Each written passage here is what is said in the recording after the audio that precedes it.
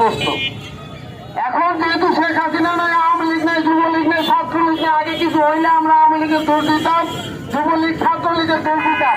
এখন তারা তো দেশে নয়, কিন্তু এগুলো করছে কারা? এটা জাতির কাছে প্রশ্ন। এগুলো কারা করতেছে? যারা এখন ক্ষমতায় যাওয়ার আগে এই সমস্ত অপকর্মে লিপ্ত হয়ে গেছে, তারা নিজেদেরকে নিয়ে কন্ট্রোল করতে পারতেছে না। ক্ষমতা না পাইয়া, ক্ষমতা পাইলে যে তারা কি করবে এটা বুঝতে বাকি আছে। আমরা যে স্বাধীন করেছিলাম বা যে স্বাধীনতা চেয়েছিলাম, আজকে দেখলাম 5 তারিখের পরে মানুষের জীবনের জানমালের নিরাপত্তা নাই, চাঁদাবাজি বন্ধ হয় নাই, খুন ধর্ষণ বন্ধ হয় নাই। অতএব এতটুকু এটা বোঝা যায়, কোন তন্ত্রমন্ত্র দ্বারা মানুষের শান্তি আসবে না, দেশের স্বাধীনতা আসবে না।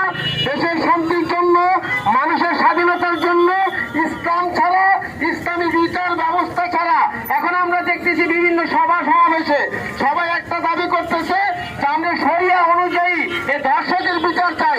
আরে বাবা, আপনি যদি মাদার গাছ লাগায় আম খাওয়ার আশা করো যে এরকম বোকামি, সমাজে রাষ্ট্রে ইসলাম প্রতিষ্ঠা না কইরা ইসলাম শরিয়া অনুযায়ী ওইরকম বিচারটা হচ্ছে একটু ওইরকম বোকামি। এজন্য আগে আমাদেরকে ইসলামী শাসন ব্যবস্থা তৈরি করতে হবে, তারপর আমরা ওই আশা করলে সেটা বাস্তবায়ন হবে। এজন্য আমরা ইসলামকে কায়েম করার জন্য, ইসলামী শাসন ব্যবস্থা প্রতিষ্ঠা করার জন্য সর্বোচ্চ চেষ্টা করুন। আল্লাহ পাক আমাকে তৌফিক দান করুন, আমাদের সবাইকে তৌফিক দান করুন। আমিন।